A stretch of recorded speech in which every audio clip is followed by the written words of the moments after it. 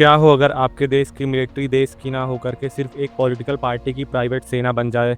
सुनने में थोड़ा अजीब और खतरनाक लगता है ना, पर चाइना का यही सबसे बड़ा सच है। इंडिया और चाइना दोनों पड़ोसी हैं, दोनों की पॉपुलेशन लगभग सेम है, लेकिन दोनों देश जिस तरीके से चलते हैं उसमें ज़मीन और आसमान का फ़र्क है।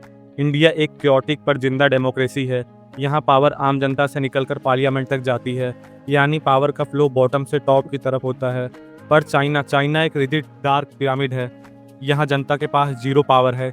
इस पिरामिड के टॉप पर बैठे हैं सिर्फ 7 लोग, जिन्हें द पोलिट बोरियो स्टैंडिंग कमेटी कहा जाता है। और इन 7 लोगों के भी ऊपर इस पिरामिड की बिल्कुल पीक पर बैठा है एक अकेला इंसान, चाइना का टॉप लीडर शी जिनपिंग। और उन 7 लोगों ने बंद कमरे में जो बोल दिया वही लॉ है।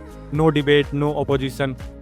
एक डायरेक्ट एग्जांपल लो, इंडिया में अगर सरकार कोई कंट्रोवर्शियल लॉ लाती है तो जनता सड़क पर आती है, मीडिया सवाल पूछती है और सुप्रीम कोर्ट उस लॉ को रोक सकता है। यहाँ सिस्टम एक दूसरे को बैलेंस करता है। पर चाइना के पिरामिड में ऐसा कोई बैलेंस नहीं है। वहाँ पार्टी ही सरकार है, पार्टी ही मीडिया है और पार्टी ही सुप्रीम कोर्ट है। वहाँ कोई प्रोटेस्ट नहीं होता, जो सिस्टम के अगेंस्ट बोलता है वो बस चुपचाप गायब हो जाता है। और इस एब्सोल्यूट पावर को कायम रखने के लिए सबसे बड़ा हथियार है उनकी मिलिट्री। इंडियन आर्मी देश और जनता के कॉन्स्टिट्यूशन को रिपोर्ट करती है, पर चाइना की पीपल्स लिबरेशन आर्मी एक नेशनल आर्मी नहीं है। वो स्ट्रिक्टली कम्युनिस्ट पार्टी की अपनी प्राइवेट सेना है। उनका मेन ऑर्डर है कि पार्टी की पावर को बचाना है, देश को फिर बाद में बचा लेंगे। इंडियन पावर को बांटा हुआ है और चाइना उसे एक मुट्ठी में कैद किया हुआ है। लॉन्ग टर्म में आपके हिसाब से कौन सा सिस्टम जीतेगा? नीचे कमेंट